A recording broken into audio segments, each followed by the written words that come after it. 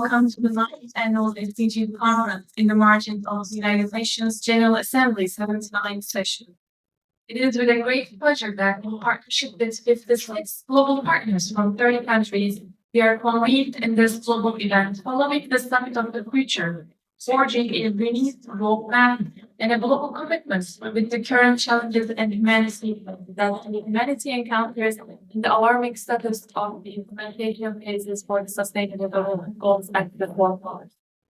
Throughout the day, we will have 3 panel sessions featuring 21 renowned experts from 15 different countries, including UN diplomats, civil society pioneers, journalists, and human rights defenders.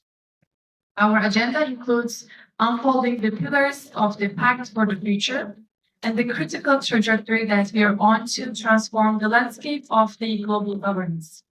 We will also reflect on the intersectional themes of the Declaration of the Future Generations and address the challenges posed by information integrity in the context of the Global Digital Compact. And today I'm grateful to see that the diversity of participants from different walks of lives and professions are engaged during the Action Days and Summit of Future is reflected at the SDGs conference as well. And we have participants in this event hall as well as a fantastic global audience on Zoom too. So I would like to extend my heartfelt appreciation for their interest, virtual interest. And I hope the event will continue to provide an opportunity for global networking in between the sessions. And throughout the conference, during the panels, I invite everyone to be a part of this momentum and join us over Twitter, LinkedIn, Instagram, and Facebook. Please tag us in your posts so that we can spread the word together. JWF Global is our Instagram, JWF Global, and JW Foundation _, JW Foundation _ is our Twitter username. And we can be found as Journalism Emeritus Foundation in other platforms. So proceeding with our program today, I would like to invite Mehmet Kılıç, the president of the Journalism Emeritus Foundation, to join me in the stage and share his remarks. Thank you.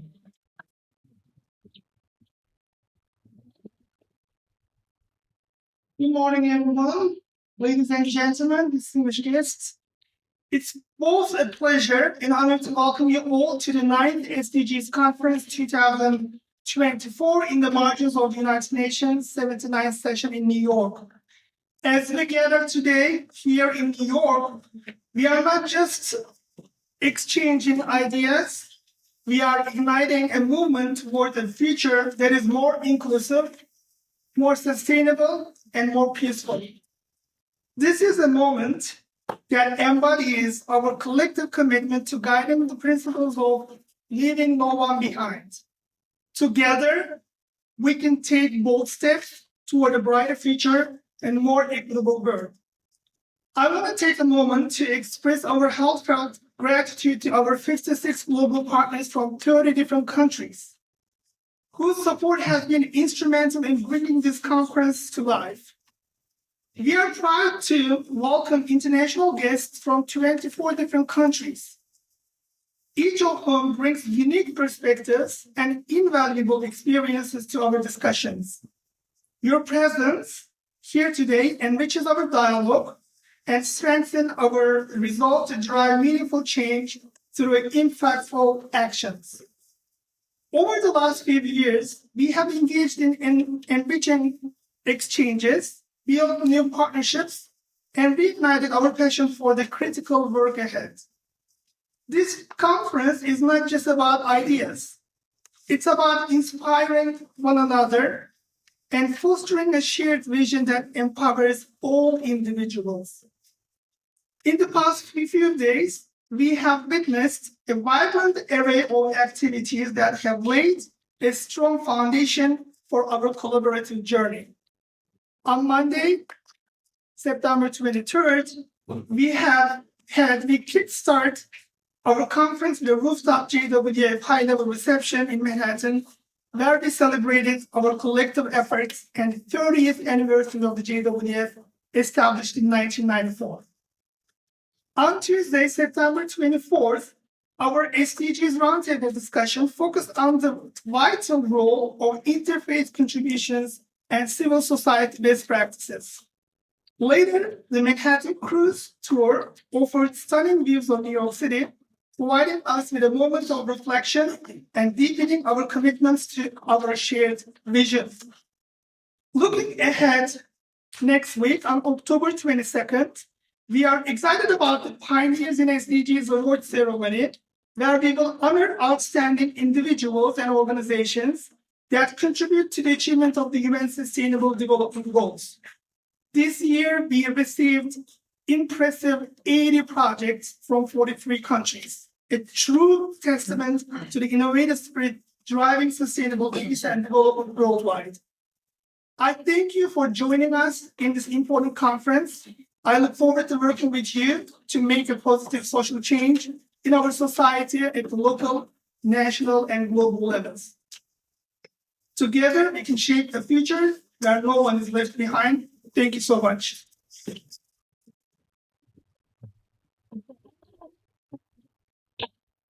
Welcome to the 9th Annual SDGs Conference 2024, Transforming Our World, taking place on September 25th, 2024 in New York, held in the margins of the 79th session of the UN General Assembly.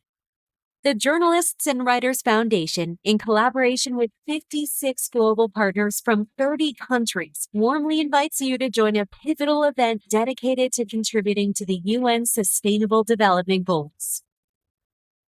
JWF's flagship event serves as a dynamic platform for diverse stakeholders to engage in conversations surrounding the Global Agenda 2030, aiming to offer innovative solutions, strategic insights, and impactful policy recommendations that promote a culture of peace, human rights, and sustainable development.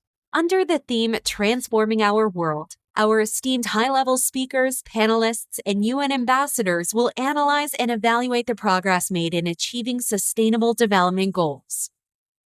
As global leaders gather at the United Nations headquarters, the conference will address the urgent need to build renewed momentum, enhance progress, and reaffirm political commitments. It is essential to share the challenges faced in implementing the SDGs. UN Secretary-General Antonio Guterres reminds us, now is the time to accelerate and scale up investments in the SDGs. This September's Summit of the Future will be a moment for the world to come together and share solutions to shape a better, more peaceful, and prosperous future. The SDGs Conference 2024 will encompass 3 major areas.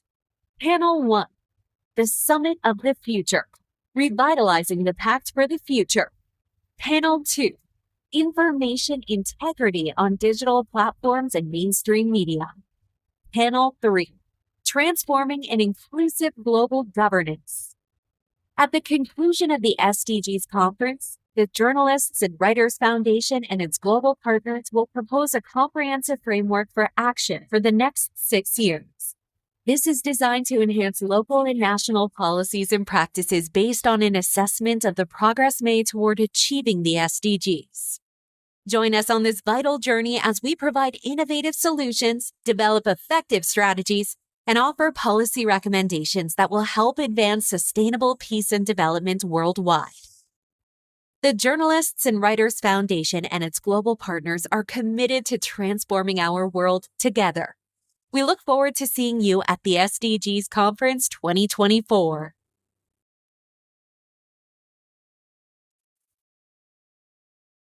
Our first keynote for today, she's going to be joining us virtually as her busy schedule was inconvenient to join us this morning in person. Her Excellency Dr. Hajo, the Ambassador of the Permanent Delegation of Nigeria to UNESCO. Dr. Sani is an educationist and policy analyst with extensive experience in teaching and public administration. Ambassador Dr. Sani formerly served as Minister of Women Affairs in Nigeria, focusing on CEDAW reporting cycles. Being an author of many books over her notable career, she has been leading various committees, including the UN Women's Civil Society Advisory Group, and received the Officer of the Order of the Niger in 2006 and was appointed as Senior Special Assistant to the President on Women Affairs. We will now hear Her Excellency's virtual keynote remarks.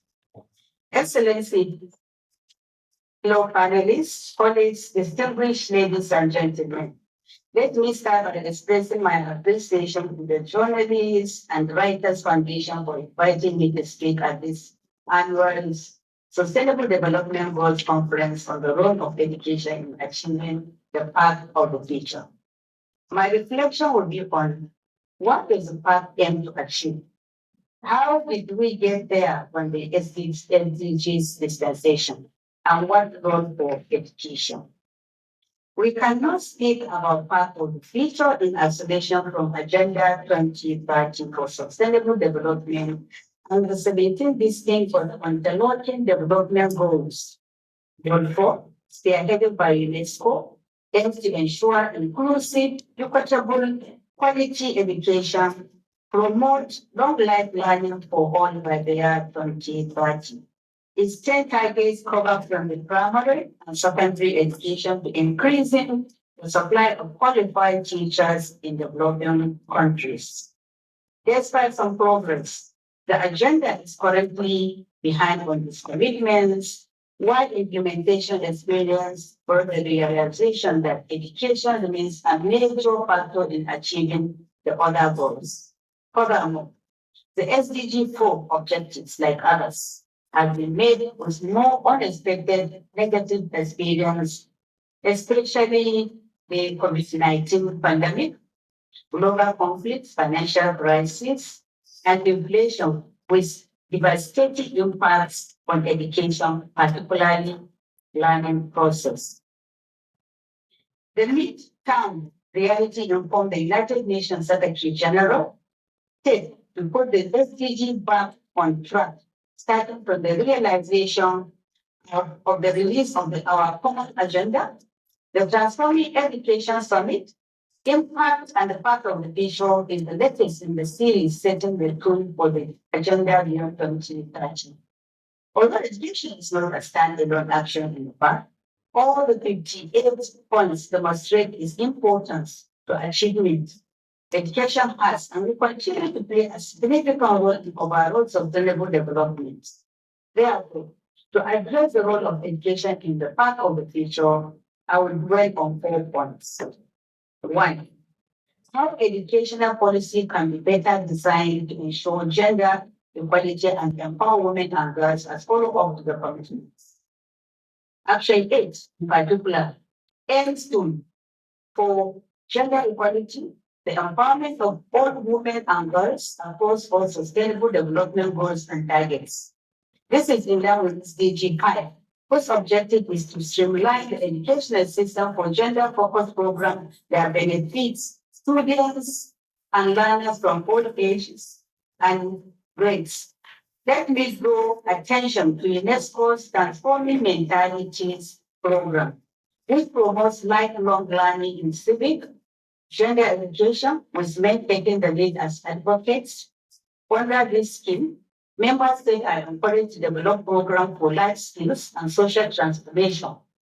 Others are accelerating girls' enrollment, lifelong gender learning, and incentive for women to take interest in STEM education and profession, as well as leadership roles. Implementing the path of the future should emphasize the fourth mention. If women still count for almost half part of the adults unable to reach, and girls are not fully enjoying their rights to participate in, compete, and benefit from education, promoting gender equality should start by upgrading and updating national curriculum for girls and women empowerment and gender-sensitive education at all levels. Secondly, what strategy can be employed in education system to align with the SDGs as outlined in the path? The 58 action embodied the SDGs. They address further threats to achievements, such as protecting education during emergencies, economic empowerment and social cohesion in uncertainties, and adapting to new emerging technologies. The UNESCO Program on Education for Sustainable Development provides a clue to a system that aligns.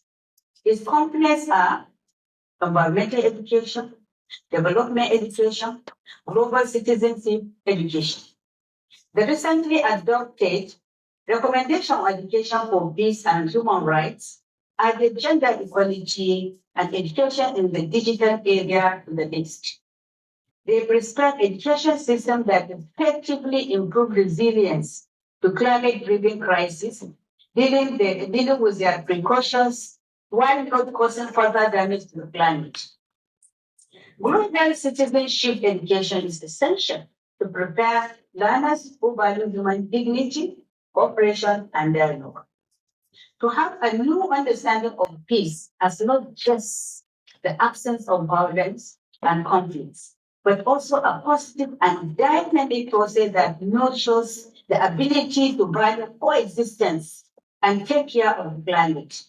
These are pointers to the right strategy. Thirdly, on the prominent challenges in implementing educational policies that support the SDGs and commitment in the path of vision, how to overcome them. For records, their functional curriculum as the SDGs related life skills is a challenge. Next is the issue of teacher in short supply, lacking professional development opportunities, low status and working condition and capacity to develop leadership, autonomy, and innovation. Another is education in conflict and emergencies, where instabilities obstruct learning, including those resulting from wars, climate change. Policies to support sustainable development must improve the station of teachers' responsiveness to emergencies with innovative and community-based approaches and lifelong cooperative learning. Fourth, what future-oriented strategy should be prioritized in educational systems to ensure they contribute effectively to the long-term sustainable development goals. We must focus on teaching sustainability from the youngest age, nurturing environmentally conscious learners and a new set of global citizens that have not only academic success, but are trained to take personal responsibilities. Lastly, since all education initiatives will be void in the face of limited access, deploying new and emerging digital technologies to improve access to holistic education should be a priority. This will include cooperation to break the barriers of digital divide and to build the capacity of a disadvantaged region for connectivity and digital equipment for equity. I would like to close this by thanking the moderator of this conference, Cecilina Rana, and the organizers for having me. And also, I thank you all for the kind attention. Thank you.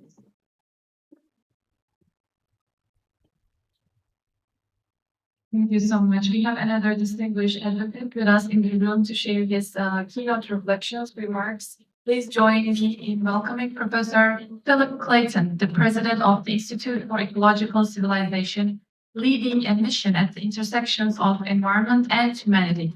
With several decades of experience in university-based research, Professor Clayton assists project leaders, convenes and facilitates multi-sectoral initiatives towards ecological civilization. He holds a PhD from Yale University and has held guest professorships at Harvard, University of Cambridge, and University of Munich. The floor is yours.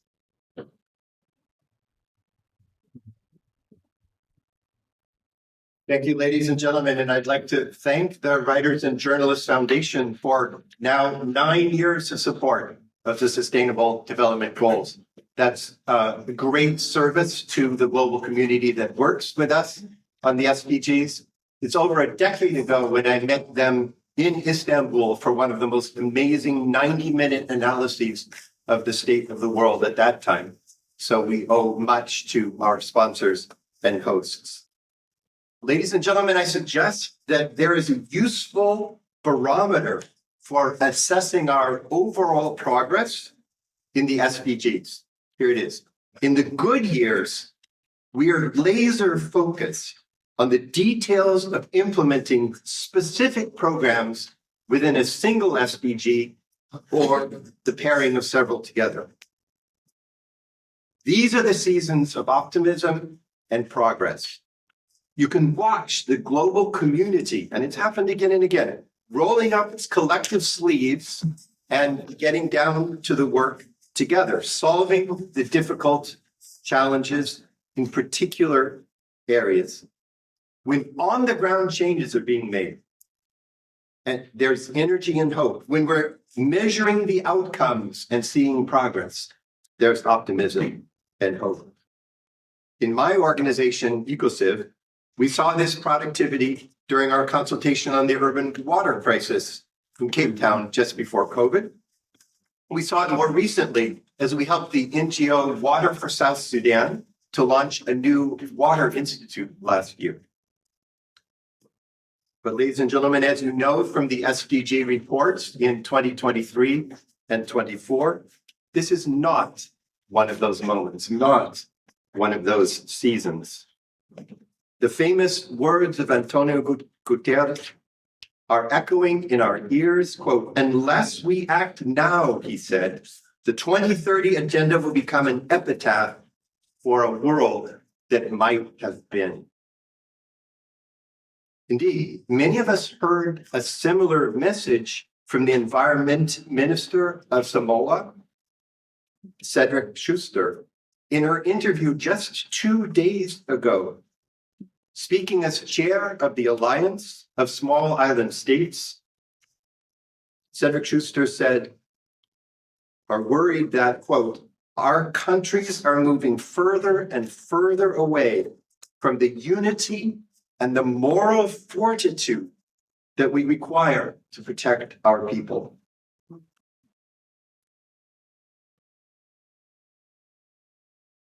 She then said the truth bluntly. Quote, "The vulnerable people of our world are drained by lip service, With 6 years to go, with many of the metrics heading in the wrong direction, and with wars expanding, there's no doubt about the gravity of this moment. Fortunately, it's the tradition of this series of SDG summit meetings not to dwell on the darkness, but instead to look for where the hope lies and to listen and learn as experts on particular SDGs identify the pathways to get us there. We will hear innovative solutions and calls to action in the 3 panels that follow. In preparation for the work that lies ahead of us today, and in the years to come, I offer 3 images as a foundation for today's discussions. The first image, dark times require guiding light. Today, every study underscores the widening disparity between the nations that are contributing most to global warming and those who are suffering its worst effects. There's no longer any doubt. The climate crisis is not just an environmental issue. It's a matter of global justice. In fact, I would argue the greatest global injustice in the history of our species is what we're doing to the climate and the ecosystems around the world at this point. The richest 1% causing 40% of the damage. The poorest with no resources to adapt to a changing world.